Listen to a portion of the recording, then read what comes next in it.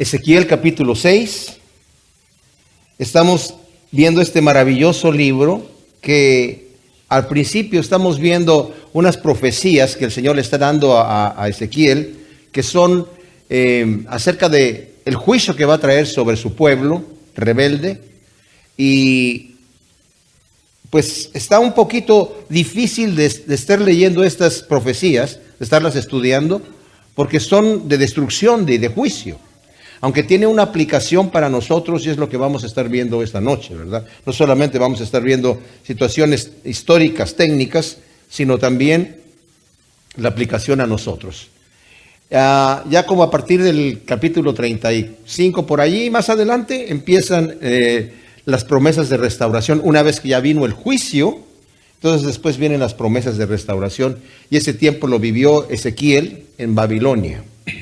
Ahora, los capítulos 6 y 7, que vamos a cubrir esta noche, son una ampliación del juicio de Yahvé que va a traer sobre Judá, que Ezequiel debe ahora proclamar, ¿verdad? Y corresponde a las señales simbólicas de los capítulos 4 y 5. Ya vimos anteriormente cómo el Señor tomó a Ezequiel y le mandó que hiciera ciertas señales que llamaban la atención a la gente, ¿verdad? Que esculpiera en un ladrillo la ciudad de Jerusalén y que jugara casi a los soldaditos allí, ¿verdad? Y peleando contra la ciudad para que la gente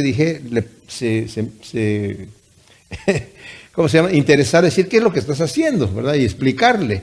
Y después le dijo que cortara su cabello, ¿verdad? Y que lo dividiera en 3 partes y algunas de los cabellos se los puso en su propio vestido, y eso también la gente, oye, ¿qué es lo que estás haciendo? Y eran señales del juicio que iba a traer el Señor, ¿verdad? Sobre Jerusalén. Ahora, para este momento, la mayoría de los judíos están en Jerusalén. Se llevó Nabucodonosor a algunos de los exiliados, ¿verdad? Y estaban allá. Ustedes saben que, por ejemplo, Nabucodonosor tuvo su primera... llegó la primera vez a Jerusalén, ¿verdad? O sea, la rodeó, y fue en el año 605, sin violencia, ¿verdad? Porque la gente como que se rindió, no había problema. Y en esa deportación se fueron varias personas, entre ellas estaban los líderes, estaba Daniel, ¿verdad? Estaba sus amigos Sadrach, Mesach y Abednego, que también fueron llevados allí. Y prácticamente Nabucodonosor escogió a las personas más importantes y con mejor físico y con mejor inteligencia. O sea, fue algo especial. Pero dejó allí a un rey vasallo que le iba a pagar tributo y todo en paz.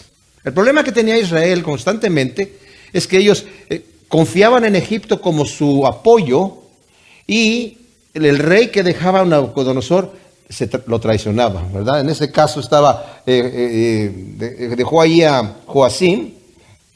Joacim lo traicionó, dejó de pagar el tributo, y vino Nabucodonosor nuevamente, rodeó la ciudad y tomó al rey y pues lo mató, ¿verdad? Y esa vez fue en el año, la primera fue en el año 605 a.C., la segunda fue en el año 597 a.C., y en ese momento es donde se lleva al rey Joaquín, que es el rey también Conías o Jeconías, se lo lleva preso a Babilonia, pero también se lleva a Ezequiel en la segunda deportación. Muy joven, y es cuando él era sacerdote, era de la familia de los sacerdotes, y antes posiblemente de poder empezar a oficiar por su edad y por su juventud, es llevado a Babilonia. Tal vez Ezequiel, como lo vimos al principio en la introducción, estaba un poquito desilusionado, ¿verdad? Ya no voy a poder regresar allá a hacer ninguna cosa, pero vemos cómo el Señor le presenta una visión tremenda de la gloria de Dios y la manera que lo utiliza en Babilonia, impresionante, impresionante. La tercera sitio que tuvo Nabucodonosor duró 1 año y medio. Y es ahí donde estamos nosotros en estos capítulos. Todavía está el sitio, y en ese 1 año y medio había muchos falsos profetas que se levantaban y decían, no, aquí Nabucodonosor se va a volver a ir y no hay ningún problema. Porque sí, en una ocasión Salió Nabucodonosor, o sea, la primera vez vino y no hubo problemas. Dejó instrucciones, puso al rey como vasallo. Este rey Joacim, que de hecho lo había puesto el rey de Egipto, Faraón, pero derrotó Nabucodonosor al rey de Egipto, entonces llegó allí, sitió Jerusalén y le dijo, ahora tú me vas a pagar el tributo a mí.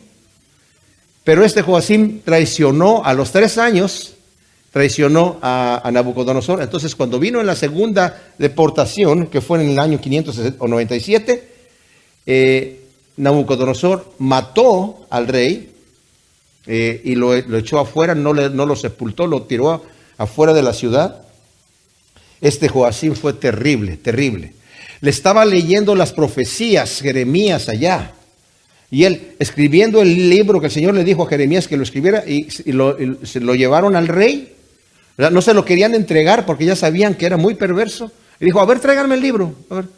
A ver, váyanlo leyendo. Y conforme lo leían y le pasaban una parte, él iba cortando con un cuchillo de una navaja de escriba y lo quemó entero, ¿verdad? Y todos le decían, no quemes, esa es palabra de Dios. No le importó. Entonces, ahí profetizó el Señor que le iba a pasar todo esto. Pero como estaban en este sitio, la tercera vez que viene Nabucodonosor, este sitio, como dije, dura 1 año y medio, y después cuando es tomada Jerusalén, que es lo que vamos a ver aquí, es totalmente arrasada, porque ya llegó Nabucodonosor con mucho, mucho coraje, porque también había puesto a otro rey, y este rey que fue Sedequías, le juró delante de Jehová que iba a ser fiel. Y también andaba buscando ayuda de Egipto, ¿verdad? Porque los falsos profetas lo incitaban a estas situaciones. E incluso consultó a Jeremías. ¿Hay palabra de Jehová? Sí hay palabra, pero tú no me vas a escuchar. No, a ver, dime. Si tú te entregas en este momento, la ciudad ya estaba sitiada. Ya estaban esperando solamente a ver qué momento la iban a atacar. Si tú te entregas en este momento, vas a salvarte a ti, vas a salvar la ciudad, vas a salvar el templo, vas a salvar a tu familia. Pero si no, todo va a ser arrasado y los habitantes van a ser muertos y no va a quedar casi nadie vivo y tú y tu familia tampoco, ¿verdad? Bueno, no hizo caso. Entonces viene Nabucodonosor, invaden la ciudad en el año 586, ¿verdad? Y hay una cuarta, pero muy pequeña, ya después de que nos lo narra solamente Jeremías.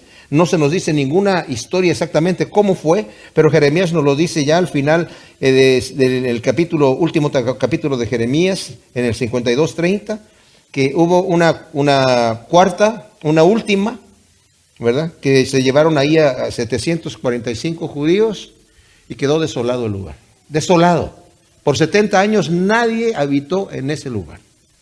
Ahora, versículo 1 del capítulo 6 dice, vino a mí palabra de Yahvé diciendo, hijo de hombre, pon tu rostro hacia los montes de Israel y profetiza contra ellos y di. Ahora, ya que el pueblo se rehúsa a escuchar la palabra de Yahvé por medio de sus profetas, Jeremías en Jerusalén no lo querían escuchar. Ezequiel en Babilonia no lo querían escuchar.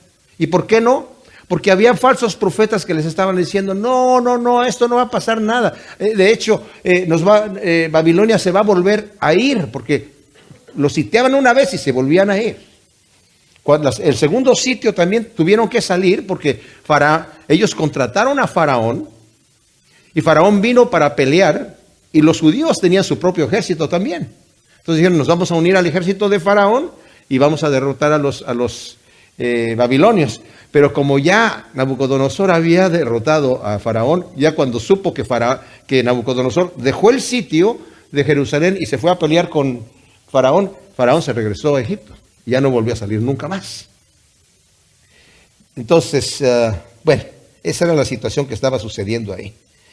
Y los falsos profetas estaban diciendo, se va a volver a ir Nabucodonosor en este tercer sitio que hay aquí, y van incluso a regresar la gente de allá de Babilonia, y van a regresar todo lo que ya se habían llevado del templo, ¿verdad? Los tesoros del templo y algunos de los utensilios principales del templo, y todo va a estar bien. El pueblo tenía un problema gravísimo, estaban en su pecado y no se arrepentían de su pecado. Y como vamos a ver aquí, creían que por el puro hecho de que tenían el templo de Dios ahí y estaban yendo, digamos, a la iglesia, podían seguir con sus prácticas idolátricas y Dios iba a defender de cualquier manera porque ya lo había hecho así anteriormente. Entonces no hay ningún problema. Estos profetas, Jeremías y Ezequiel, son profetas de fuego y de azufre. De esas cosas no pasan. Nosotros somos profetas de prosperidad y la cosa aquí va a venir bien. El Señor nos va a defender porque somos su pueblo escogido y aquí está su templo. Wow. Entonces, aunque están diciendo todas estas cosas, no les creen a estos profetas.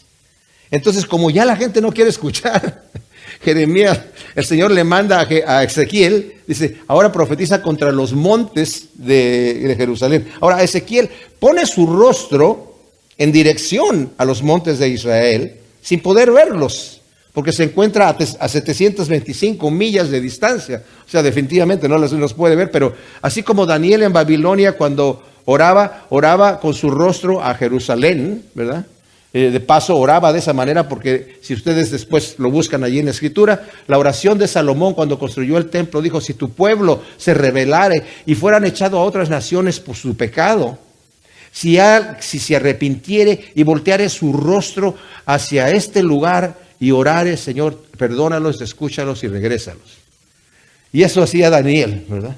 Y de hecho, Daniel leyó las profecías de Jeremías que decía que iba a nacer 70 años de cautiverio, y él vivió todo ese tiempo, incluso más de eso, y cuando ya vio que se iba a cumplir el tiempo, oró al Señor, y el Señor inmediatamente lo escuchó, y después que terminó el reinado de Babilonia, durante el reinado de Ciro y de Darío, se dio la orden de que regresaran los judíos ahí, sobre todo Ciro, que vio su nombre dado por nombre, casi nombre y apellido de parte de Dios, tú eres mi siervo, ¿verdad?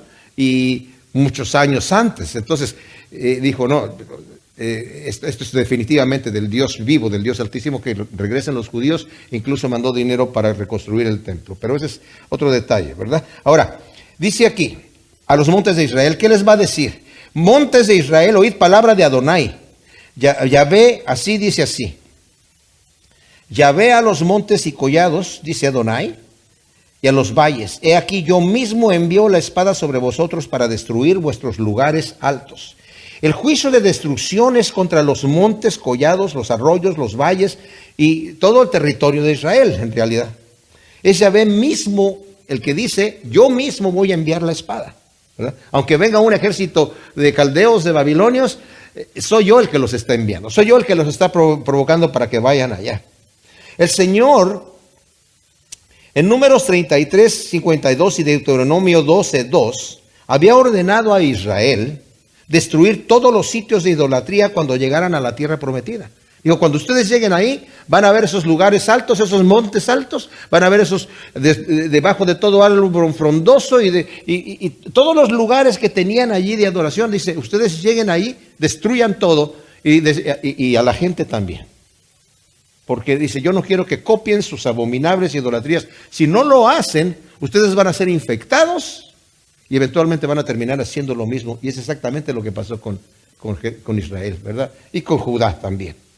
Entonces, Él les dio esas instrucciones definidas. No obstante, el pueblo no obedeció la orden de Yahvé, sino que ellos mismos se contaminaron y adoraron a los ídolos. Y ellos le volvieron la espalda al Dios vivo. La insensatez de la idolatría. ¿Se imaginan ustedes? El Dios vivo, la gente se vuelve para adorar imágenes que tienen ojos y no ven, que tienen pies y no caminan, que tienen manos y no pueden hacer nada, no tienen ningún poder, las tienen que cargar. Y es lo que esta gente estaba haciendo y lo que mucha gente está haciendo ahí, ¿verdad? En Jeremías el Señor dice en el capítulo 2 del versículo 11 al 13, dice, ¿has oído algo semejante a esto, Jeremías? ¿Verdad? Que lo que están haciendo esta gente, ningún pueblo que tiene dioses falsos, que no son dioses, deja sus dioses para adorar a otro Dios. Y estos tienen al Dios vivo, es mi pueblo escogido, y me están abandonando para ir a adorar dioses falsos. Ahora la pregunta, ¿tengo yo ídolos? Porque ya tú puedes decir, no, pues yo no estoy adorando esos idolitos que tenían en aquel entonces, ¿verdad? Aunque hay mucha gente que sí todavía venera a sus santitos y todas esas cosas. Y si lo estás haciendo, más vale que te deshagas de esas cosas. Pero, ¿Tengo yo ídolos? El ídolo viene a ser lo que toma el lugar de Dios. Y vale, para saber si tú tienes o si yo tengo ídolos, tenemos que hacernos la pregunta: ¿en dónde gasto el mayor tiempo de mi energía? La mayor parte de mi energía, ¿en qué cosas las gasto? ¿En qué cosas gasto la mayor parte de mi tiempo? ¿Cuáles son mis mayores intereses? ¿En dónde invierto mi dinero? ¿En dónde invierto los talentos que Dios me ha dado para usarlos? ¿En qué los estoy usando? Así nos vamos a dar cuenta si en realidad si los estoy usando para el Señor, estoy bien. Pero si no lo estoy usando para el Señor, entonces tengo un ídolo, o tengo dos, o tengo tres, o no sé cuántos, ¿verdad? Pero cualquier cosa que yo le dé más importancia a las cosas de Dios, viene a ser mi ídolo. Luego dice en el versículo 4, vuestros altares serán asolados y vuestras imágenes del sol serán quebradas, y haré que vuestros muertos caigan delante de vuestros ídolos. Arrojaré los cadáveres de los hijos de Israel delante de sus ídolos, y esparciré vuestros huesos en torno a vuestros altares. O sea, Yahvé, además de destruir los lugares de idolatría del pueblo rebelde, les advierte, como ya les había advertido en Levítico capítulo 26, que si ellos no obedecían al Señor, y el Señor, si ellos lo obedecían, el Señor los iba a bendecir tremendamente. Pero si no, les había dicho justamente eso, ¿verdad? Voy a arrojar sus cadáveres y sus huesos sobre sus ídolos y sobre sus altares. Por ejemplo, en el capítulo 26, versículo 30, dice: demoleré vuestros lugares altos. Si ustedes no obedecen, ¿verdad? Y están en la idolatría, se lo está diciendo desde antes que llegaran a la tierra prometida. Demoleré vuestros lugares altos, derribaré vuestras imágenes solares del sol, amontonaré vuestros cadáveres sobre los cadáveres de vuestros ídolos, y mi alma os abominará. Los voy a, porque dice, pondré vuestras ciudades en ruina, destruiré vuestros santuarios, y no oleré más el aroma aplacador de vuestros sacrificios. Ya habían sido advertidos. Con este juicio los lugares de idolatría y los ídolos iban a quedar completamente profanados, porque nadie podía tocar un muerto, ¿verdad? Y el que tocara un muerto quedaba profanado. Por eso cuando vemos en el Antiguo Testamento, en la historia, de cuando alguien quemaba huesos de muertos en los altares, era que esto ya no sirve ni siquiera para adorar un ídolo. ¿Se acuerdan que el Señor le decía a los fariseos sepulcros blanqueados? Y esto era porque los sepulcros que estaban fuera de Jerusalén los pintaban de blanco. Si era un lugar donde estaba bajo la tierra y no tenía ningún edificio, lo blanqueaban por allí, para que cuando iban llegando los que iban a adorar a las fiestas, no pisaran por encima, para que no se impurificaran. Era una cosa tan tremenda. Ahora, nos dice el versículo 6, donde quiera que habitéis, las ciudades serán asoladas y los lugares altos quedarán asolados, hasta que quede arruinado y arrasados vuestros altares y vuestros ídolos rotos, destruidos, y vuestras imágenes del sol arrancadas y vuestras obras extirpadas. Y los cadáveres yacerán entre vosotros, y sabréis que yo soy Yahvé. Esta frase de sabréis que yo soy Yahvé se repite 62 veces en el libro de Ezequiel. Aquí vuelve a decir la misma situación, ¿verdad? Que nos acaba de decir. Entonces dice, pero dejaré un remanente que escape de la espada a otras naciones cuando seáis esparcidos por sus territorios, y los que de vosotros escapen se acordarán de mí entre las naciones entre las cuales estarán cautivos, cuando yo haya quebrantado su corazón infiel, que se apartó de mí, y los haya humillado sus ojos que fornicaron en pos de sus ídolos. Ellos se destetarán a sí mismos, o sea, se detestarán a sí mismos, porque se odiarán a sí mismos a causa de las maldades cometidas por todas sus abominaciones, y sabrán, nuevamente repite la frase, que yo soy Yahvé, y que no en vano he dicho que les haría este mal. Ahora, aunque Yahvé ha anunciado que la destrucción será total, dice, voy a dejar un remanente. Siempre, ese es el propósito de Dios. Él dijo, muchos son los llamados y pocos los escogidos. Ese es el remanente. Y ese remanente que escape, se van a odiar a sí mismos por haber cometido esas maldades abominables. Hay dos traducciones alternativas. Como si ustedes están leyendo la Reina Valera La Reina Valera dice, porque yo me quebrantaré a causa de su corazón fornicario que se apartó de mí. La versión que yo estoy leyendo, ¿verdad? Dice, cuando yo haya quebrantado su corazón infiel. De cualquier manera, se puede dar las dos interpretaciones. ¿Se imaginan ustedes que nosotros podamos quebrantar el corazón de Dios cuando estamos pecando, cuando tenemos otros ídolos? Lo quebrantamos porque estamos cometiendo fornicación espiritual. Y Él es un Dios celoso. Pero no nos cela con un celo como el celo de los hombres. Este es un celo santo, un celo santo. Y sabrán que yo soy Jehová. O sea, cruzaron la línea, señores. Hay una línea que se puede cruzar. Hay una advertencia que nos da Romanos 11:22 que dice, tengan cuidado, conozcan la severidad y la bondad de Dios. La severidad para con los que se rebelan y la bondad para los que obedecen. Noé. Solamente 8 personas llegaron al arca. En esa época se calcula que había la misma población que hay hoy en el mundo. Y Noé dice que estuvo 100 años construyendo el arca y andaba predicando y la gente se burlaba de él. Y ya cuando entraron en el arca y se cerró la puerta, ya no hubo remedio, no había de que, ya entendí. No hubo remedio. Se acabó la oportunidad. Así dice Adonai Yahvé, bate palmas y patea y di, ay por las graves abominaciones de la casa de Israel, porque con espada, hambre y pestilencia caerán. El que esté lejos morirá de peste, el que esté de cerca va a morir a la espada, y el que quede vivo morirá de hambre, y así desahogaré mi indignación. Y sabréis que yo soy Yahvé cuando sus muertos a espada queden tendidos en medio de sus ídolos, en derredor de sus altares, y sobre cada collado elevado, y en todas las cumbres de los montes, y debajo de todo árbol frondoso, y debajo de toda encina espesa, lugares donde ofrecieron olores gratos a todos sus ídolos. Y extenderé mi mano contra ellos, donde quiera que habiten, pondré la tierra más asolada y devastada que el desierto hacia Diblat, y conocerán que yo soy Yahvé. ¡Wow! Cuando nos ponemos a pensar en la ira de Dios, es una ira santa, mis amados. Dios es un Dios de amor y de misericordia, pero también es un Dios de juicio. Hay gente que no le gusta escuchar eso, de que Dios es un Dios de juicio, pero es un Dios de juicio.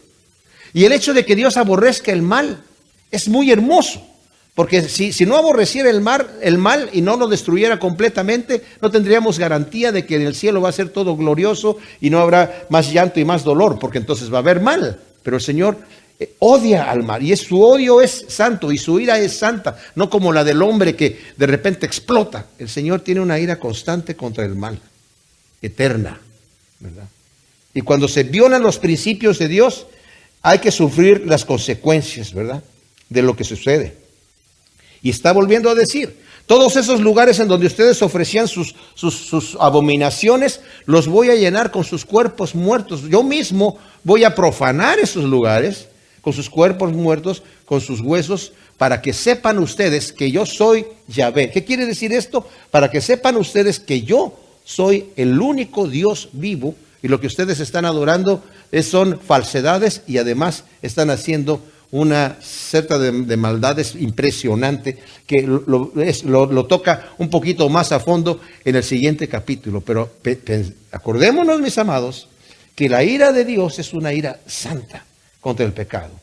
Así que no podemos nosotros jugar con la gracia de Dios diciendo, no, todo está bien, si no ha pasado nada. Dios siempre es lleno de gracia y de misericordia y ya me ha perdonado y no me pasa nada. Y a veces podemos hasta pensar, hey, parece que hasta me bendice el Señor cuando yo estoy haciendo mal. Entonces mejor me conviene un poquito portarme mal, porque es la gracia de Dios me cubre, ¿verdad? Y cuando le pido perdón, pues me perdona. Cuidado. Jeremías capítulo 7. El profeta continúa extendiendo el mensaje, como dije, que había dado en figura a partir del capítulo 4 y el capítulo 5, que iba a venir una destrucción, contrario a este mensaje completamente a el mensaje de los falsos profetas. Ahora, imagínense ustedes esto, mis amados. Vamos a ver aquí que la gente aquí estaba ya en una aflicción terrible, porque estaban rodeados. La costumbre era, sitiaban la ciudad con los ejércitos y no permitían que hubiese alimento entrando a la ciudad. Entonces llega el momento en donde ya no tienen ni qué comer, y eso va a llegar, llegaban al canibalismo, llegaban a un montón de cosas, ¿verdad? Ya vimos anteriormente que el Señor había profetizado, se van a comer hasta sus propios hijos, y los hijos se van a comer a sus padres. ¡Wow! Tremenda cosa.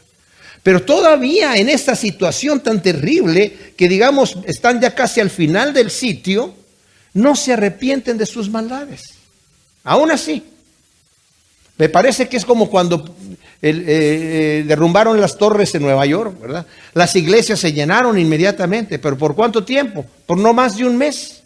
Ya cuando vieron que ya se bajó la nube, ¿verdad?, de la desgracia, todos volvieron otra vez, no se arrepintieron, solamente, ay, Señor, Diosito mío, ayúdame. ¿Cuántas veces nosotros, mis amados, cuando estamos con algún problema, ¿verdad? Ay, Señor, yo te prometo, y ahora sí, Señor, nunca más ya vuelva a volver a hacer esto. ¿Cuánto dura la promesa?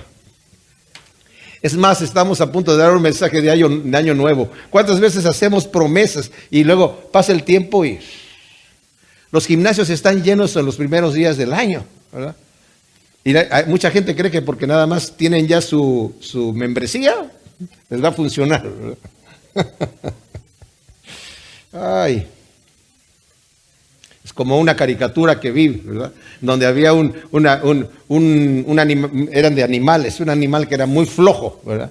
Una ardilla floja que no trabajaba nunca, y dice, me compré este organizador para organizar mi vida y trabajar bien, dice. Sí, pero no hace nada. O sea, lo tengo, pero no hace nada. No, si es para que tú te organices y empieces a hacer tus cosas. Bueno, dice aquí el versículo 1. Vino a mí palabra de Yahvé diciendo, tú, hijo de hombre, así dice Adonai Yahvé a la tierra de Israel. El fin llega a los cuatro extremos de la tierra. Este título de hijo de hombre lo utiliza para Ezequiel, para que Ezequiel se dé cuenta, no es el hijo del hombre, que era el título que el Señor se daba a sí mismo, es hijo de hombre, o sea, eres un ser humano. Ya le había mostrado toda la gloria de Dios para que se diese cuenta que, wow, lo que hay en la presencia de Dios es impresionante. El poder de Dios es tremendo. Entonces Ezequiel se quedó impactado con esa visión y por algo se la dio el Señor, para darle fuerza, para darle, ¿verdad?, valor. Pero de cualquier manera, le está diciendo aquí hijo de hombre, ¿verdad? ¿Y qué es lo que le dice? Ahora di a la tierra de Israel. Ya le dijo a los montes, ahora dile a toda la tierra de Israel. El fin llega. El fin llega a los cuatro extremos de la tierra. Ahora, esta profecía, cuando dice a los cuatro extremos de la tierra, apunta a la destrucción de Israel por Nabucodonosor en el 586, como lo vimos en el capítulo anterior. Pero además a la de los romanos en el 70 después de Cristo, y también apunta al final en la gran tribulación, donde será la destrucción total, ¿verdad? Pero esa ya va a ser global. El fin viene un fin, mis amados. Y dice, y ahora el fin viene sobre ti, lanzaré mi ira contra ti, te juzgaré según tus caminos y traeré sobre ti todas tus abominaciones. Mi ojo no te perdonará, ni tendré misericordia. Traeré tus caminos sobre ti y te quedarás con tus abominaciones y sabréis que yo soy Yahvé. Otra vez. Es un fin terrible, ya que la ira de Dios se va a derramar sobre su pueblo rebelde y pecador, que es llamado a entregar cuentas de todas sus abominaciones. Viene un día del juicio, mis amados. Dice Hebreos 10:31, horrenda cosa es caer en manos del Dios vivo. Caer en manos para juicio, ¿quién nos puede defender? ¿Verdad? Si no entregamos cuentas aquí, delante de Dios, mientras estamos de este lado de la eternidad, cuando lleguemos allá, no va a haber manera de salir. ¿Verdad? Y horrenda cosa es caer, hermano. Ahora, les digo una cosa, mis amados. En este caso, el pueblo de Dios no tiene que pasar a la eternidad para que el Señor ya haya dicho, tú ya cruzaste la línea. Ya la había cruzado. Y como vamos a ver en un rato más, aquí en este mismo capítulo, Tal vez la gente ya estaba en el templo, ay Señor, ayúdanos, pero el Señor ya se había hecho sordo. Por eso dice aquí, mi ojo no te perdonará, ni tendré misericordia. O sea, la Nueva Traducción Viviente dice, miraré para otro lado. Tú vas a estar clamando a mí y yo mirando para otro lado. ¿Se imaginan ustedes que Dios haga esa cosa? Ni tendré misericordia, el Dios misericordioso y piadoso. Le dijo cuando declaró su nombre a Moisés, yo soy Dios fuerte, misericordioso y piadoso, que perdona la iniquidad, la maldad y el pecado, pero que de ninguna manera tendré por inocente al malvado. O sea, al que no se quiere arrepentir, al que quiere continuar en su maldad, no lo voy a tener por inocente. Israel cruzó la línea, dejaron de alcanzar la gracia de Dios. En Hebreos 12:15 dice, cuídense ustedes, no sea que alguno deje de alcanzar la gracia de Dios. La gracia está ahí para nosotros, pero hay a la posibilidad de que dejemos de alcanzar. Les está hablando a los creyentes. Hay un momento oportuno para alcanzar la misericordia y el perdón, ¿verdad? Dice, mientras oyeseis hoy su voz, no endurezcas tu corazón como en el día de la provocación. Hay gente que dice, no, eso no va a pasar. Y es lo que pensaban en aquel entonces, lo que estaban predicando los falsos profetas y se los estaban creyendo. Israel no escuchó el llamado al arrepentimiento y ahora es dejado con su pecado, dice aquí, juzgado y condenado. Dice, yo te voy a dejar, dice aquí, mi ojo no te perdonará ni tendré misericordia, traeré tus caminos sobre ti y te quedarás con tus abominaciones. ¿En dónde? En las manos. Y sabréis que yo soy Jehová. ¿Se imaginan ustedes? ¿Quién quiere que el Señor nos juzgue por nuestras obras? Yo no. No puedo. Tengo que llegar delante del Señor. Señor, límpiame, perdóname, lávame. Y el Señor lo hace. Pero si yo no quiero venir a Él, dice el Señor, yo voy a dejar todas tus abominaciones allí. Nosotros los que hemos aceptado a Cristo como nuestro Salvador, hemos sido lavados en la sangre de Cristo. Y aunque seguimos fallando, el Señor tiene misericordia, nos levanta, nos limpia y continúa ese proceso. Eso lo vamos a ver en el mensaje del domingo más a fondo. Pero aquellos que rechazan la gloria de Dios, rechazan la gracia de Dios, rechazan la oferta de Dios, se van a tener que quedar con su carga. Y no van a poder presentar ninguna defensa contra su pecado. Es terrible. Por eso dice, te quedarás con tus abominaciones. Voy a traer tus caminos sobre ti y sabrás que yo soy Yahvé. Nuevamente esa frase, ¿verdad? Que como dije, lo dice 62 veces en el libro. Así dice Adonai Yahvé, se avecina la desgracia tras desgracia. El fin llega el fin, se despierta contra ti. He aquí te llega el turno. Oh habitante del país, llega el tiempo, cercano está el día de tumulto y no de grito de alegría sobre los montes. Muy en breve derramaré mi indignación sobre ti, desahogaré mi ira en ti, te juzgaré según tus caminos y pagarás tus abominaciones. Mi ojo no perdonará ni tendré misericordia, te recompensaré según tus caminos y te quedarás con tus abominaciones y sabréis que yo soy Yahvé, el que castiga. Nuevamente está repitiendo lo mismo que acaba de decir, y esta es una forma de un hebreísmo de decir, esto viene sí o sí. Seguramente que va a venir. Ya te llegó el día. Llega el momento donde el Señor dice, se acabó, ya no hay más.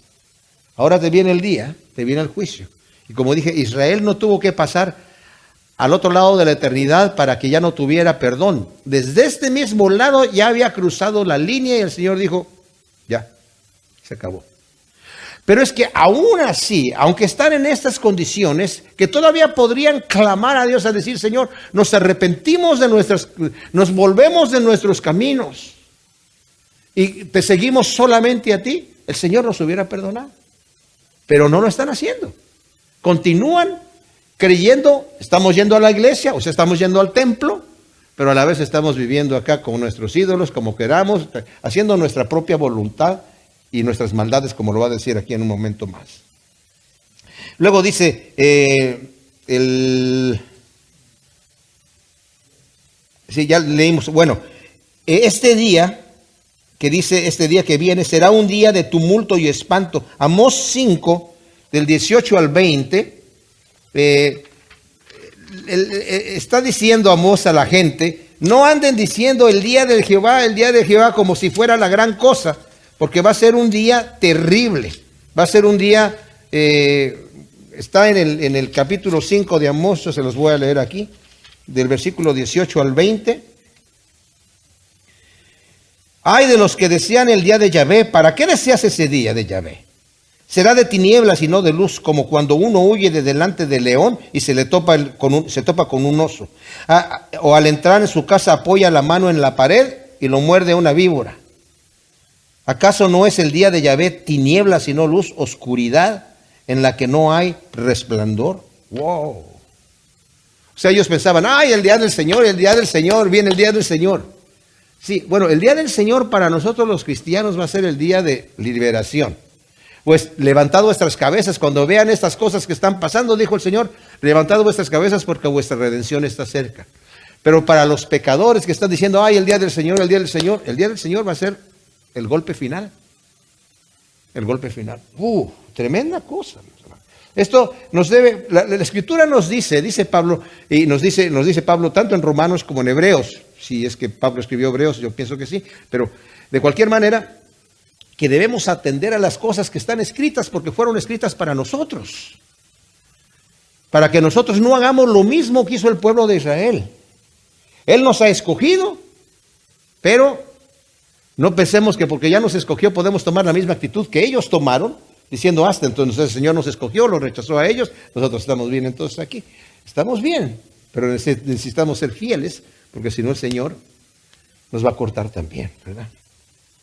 Entonces, el versículo 10 dice, ahí está el día, te está llegando, ha salido tu turno, florece la injusticia, madura la soberbia, la violencia triunfa hasta convertirse en cetro del malvado, pero no quedará nada de ellos, ni de su multitud, ni de su hacienda, ni habrá quien se lamente por ellos. Miren lo que está pasando aquí, mis amados. Yahvé les está reiterando que va a venir el día del juicio sobre Judá y la casa de Israel.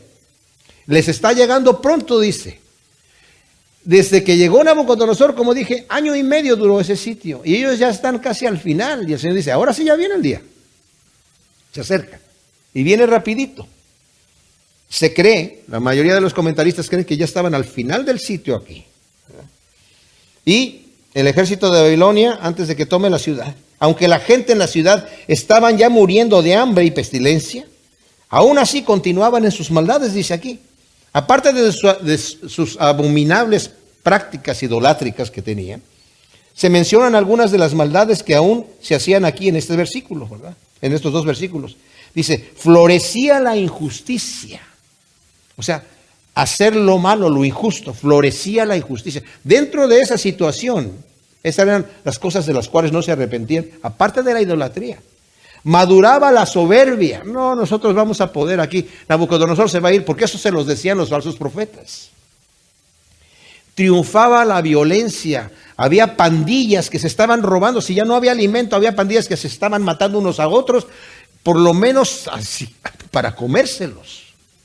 La violencia era tremenda. O sea, eso estaba todavía sucediendo ahí. Y el Señor les reitera que no quedará nada de ellos, ni de su multitud, ni de sus riquezas. Cuando llegue el fin, ni siquiera nadie los va a lamentar a ustedes. Y eso era una costumbre bien importante. Si alguien moría, como hemos leído en la Escritura, ¿verdad? No solamente en el Antiguo Testamento, sino en el Nuevo Testamento, lo lloraban por un buen rato. Los lamentaban. Y había, como en algunos países todavía, lloradoras profesionales que las contrataban para que lloraran fuerte, ¿verdad? Al difuntito o a la difunta. ¿Verdad? Llega el día se avecina. El que compra no se alegre y el que venda no esté triste, porque la ira gravita sobre toda la humanidad, la multitud.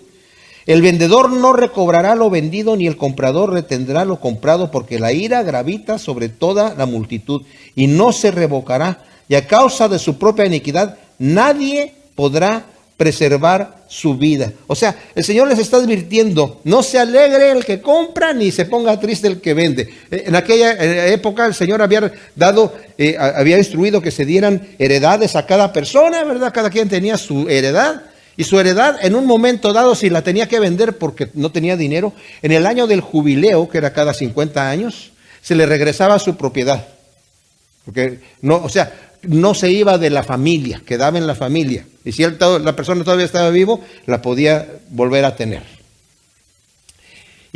Pero dice aquí, no se alegra el que compra, porque va a tener esa heredad por un momento, ni el que vende tampoco, porque piensa que la va a recuperar, porque dice, se van a morir los dos. Se van a morir los dos, ¿verdad? Y de hecho, solamente mataron a tanta gente, como dije, la mayoría de los judíos estaban en Jerusalén. Mataron a tantísima gente en Jerusalén, como dice el Señor, los que estén afuera se van a morir a la espada y los que estén adentro se van a morir de peste y de hambre, que solamente se llevaron 832 en esa tercera invasión a Babilonia.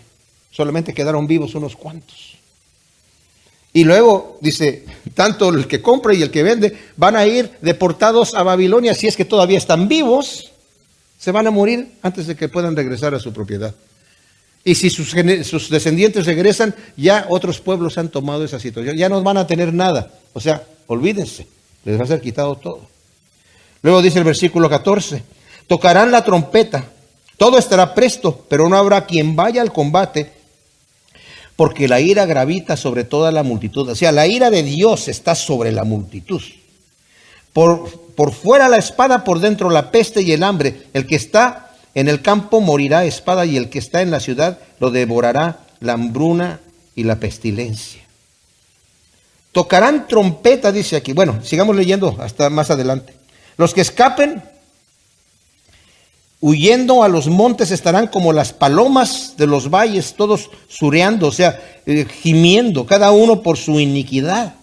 Todos los brazos desfallecerán, todas las rodillas flaquearán, se ceñirán de sayal, o sea, de cilicio, se cubrirán de espanto, todo rostro estará consternado y toda cabeza rapada. El rapar la cabeza en aquel entonces era señal de duelo, ¿verdad? Y de dolor. Ahora, imagínense ustedes, mis amados. Dice, aunque toquen el shofar, los judíos estaban pensando, no, nosotros estamos fuertes, estamos listos para pelear. ¿Se acuerdan ustedes que metieron a Jeremías en una cisterna?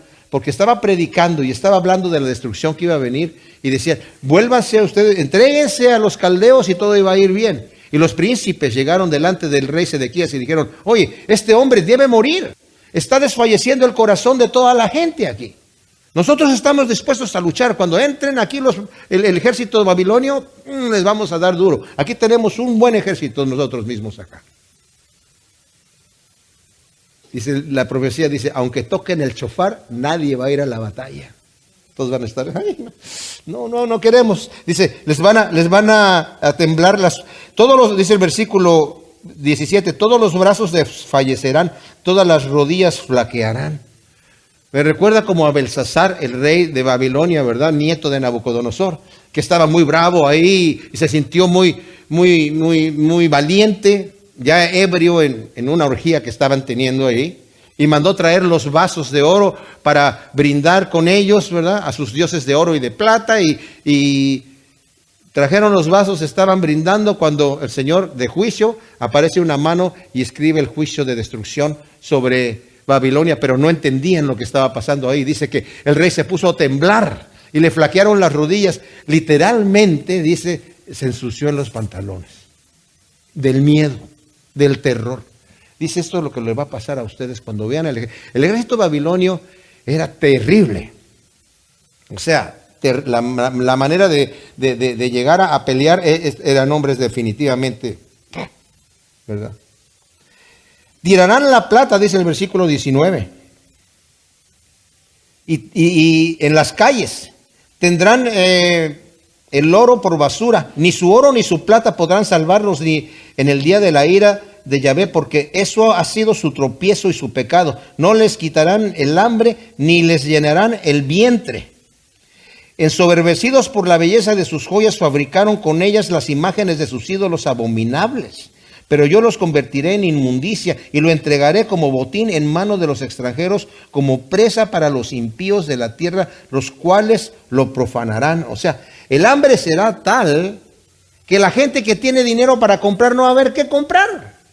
Lo van a tirar en la calle y van a tirar la plata ahí. Y dice, y eso ha sido para ustedes un tropiezo, porque se han llenado de soberbia, porque yo los he bendecido. Los bendije metiéndolos a una tierra que fluye leche y miel. Los bendije dándoles riquezas y esas mismas riquezas les sirvieron de tropiezo. Dice, pero lo van a tirar, no se lo pueden comer. No se pueden comer las joyas ni se pueden comer el oro porque son metales. Y les reprocha.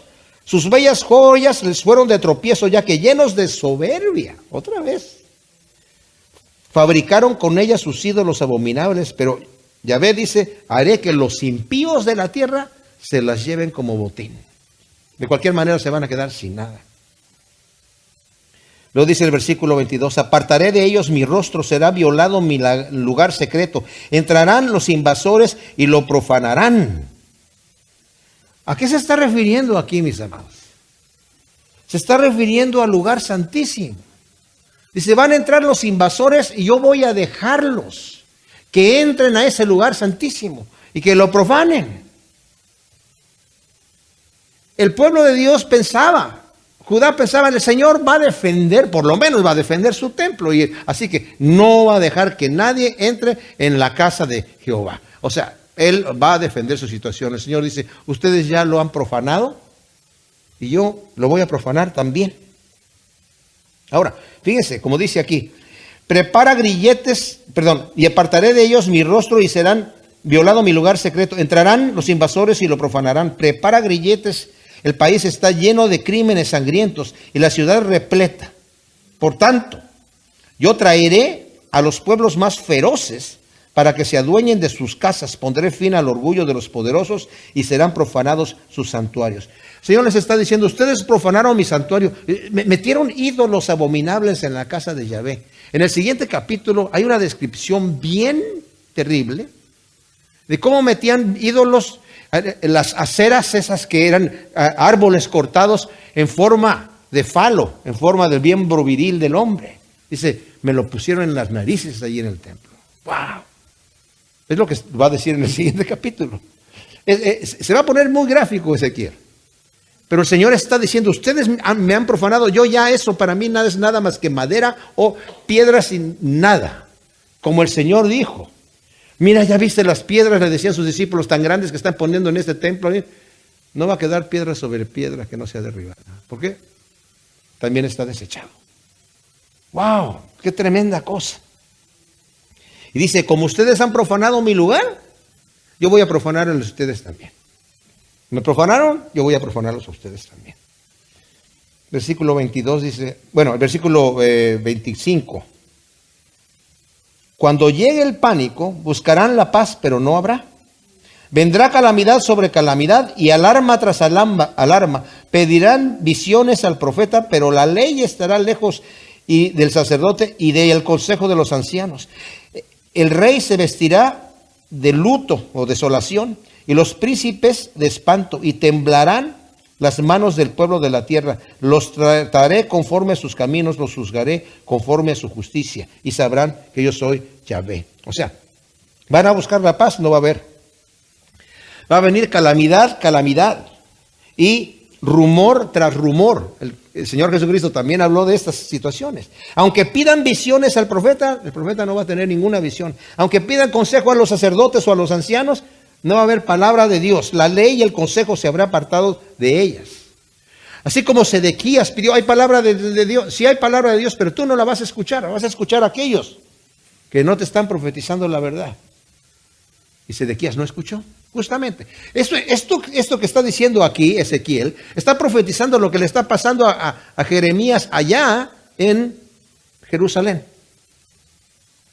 Dice, todos se van a desfallecer. Aún el rey se va a vestir de luto, los príncipes de espanto, y el pueblo entero va a estar aterrorizado a causa del castigo de Dios. A causa del castigo que Dios va a traer ahí por sus abominaciones y sus malvados caminos. Y luego dice el versículo aquí, yo los traeré conforme, el último versículo, los trataré conforme a sus caminos, los juzgaré conforme a su justicia. Y sabrán que yo soy Yahvé.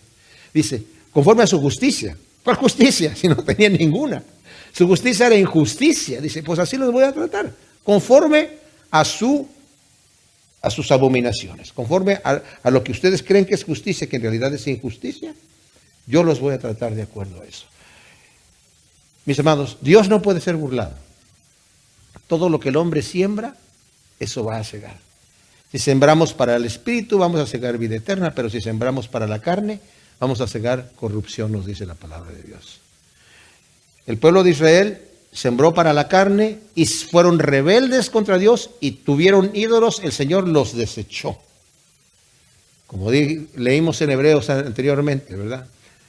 Ten cuidado de no dejar de alcanzar la gracia de Dios. Mientras se dice hoy, busca a Jehová mientras puede ser hallado. Búscalo mientras está cercano y te va a escuchar. Pero si lo desechas, eventualmente Él te va a desechar. Gracias, Señor, te damos por tu palabra. Tremenda palabra, Señor.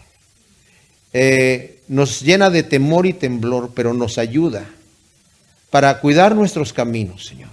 Sabemos que tú eres un Dios de gracia y de misericordia, que nos has perdonado y lavado en tu sangre, Señor Jesús. Pero a la vez, también un día va a haber un llamado a juicio. Y no todo el que te dice Señor, Señor entrará en el reino de Dios, sino el que hace la voluntad de nuestro Padre Celestial. Ayúdanos a hacer tu voluntad. En el nombre de Cristo Jesús. Amén.